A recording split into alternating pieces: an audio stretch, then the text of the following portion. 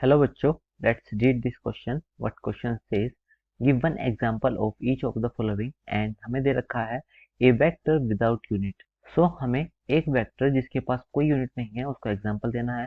तो मैं इस क्वेश्चन से रिलेटेड आपको की कंसेप्ट बता देता हूँ कि इस क्वेश्चन में की कंसेप्ट क्या यूज होएगा. तो जो इसमें पूछा है कि वेक्टर विदाउट यूनिट, इसका एग्जाम्पल देखोगे तो हम इसमें लिख सकते हैं कि जो यूनिट वेक्टर्स होते हैं, यूनिट वेक्टर्स, इनके पास किसी टाइप की यूनिट नहीं होती. ये सारे के सारे वेक्टर्स यूनिटलेस होते हैं. दिस इज यूनिटलेस और यू कैन से डायमेंशनलेस. मैं इसको यहाँ पे ब्रीफली एक्सप्लेन भी कर देता हूँ कि यूनिट वेक्टर कैसे लिखते हैं. लेट्स से कि आपके पास ये कोई वेक्टर है जिसका इस फॉर्म में हम रिप्रेजेंट करते हैं एक्स आई प्लस वाई जे प्लस जेड के कैप.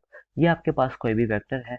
तो अगर मुझे इसका यूनिट वेक्टर लिखना है तो इसका रिप्रेजेंटेशन कुछ इस टाइप से कि ये ए हो जाएगा और इसके ऊपर कैप. सिंपल. अगर ए के ऊपर ऐसे डायरेक्शन होता है ये डिनोट करता है कि आपके पास ये वेक्टर गिवन है, और अगर ए के ऊपर ऐसे कैप आ जाती है तो ये यूनिट वेक्टर होता है. और इसको लिखने का तरीका होता है ये वेक्टर अपॉन इस वेक्टर के मैग्नीट्यूड से डिवाइड कर देंगे तो ये आपके पास यूनिट वेक्टर आ जाएगा. और अगर मैं इसको, जो ये वेक्टर हमें गिवन है, ये तो डायरेक्ट ऐसे लिख लेंगे एक्स आई कैप प्लस वाई जे कैप प्लस जेड के कैप अपॉन में इसके मैग्नीट्यूड से डिवाइड कर देंगे.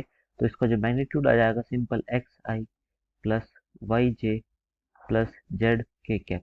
ये तो इसका मैग्नीट्यूड आ जाएगा. और ये जो आया है this is unit vector. Unit vector. और यही जो यूनिट वेक्टर्स होते हैं ये हमारे यूनिटलेस होते हैं, विदाउट यूनिट वेक्टर्स होते हैं, यूनिटलेस वेक्टर्स. यही आपके एग्जाम्पल है. अगर कभी भी आपके पास वेक्टर्स को पूछा जाए कि कौन से वेक्टर के पास यूनिट नहीं होती, तो आप सिंपल लिख दोगे कि जो आपके यूनिट वेक्टर्स होते हैं इनके पास यूनिट नहीं होती. I hope you guys understood this. Thank you so much. Take care.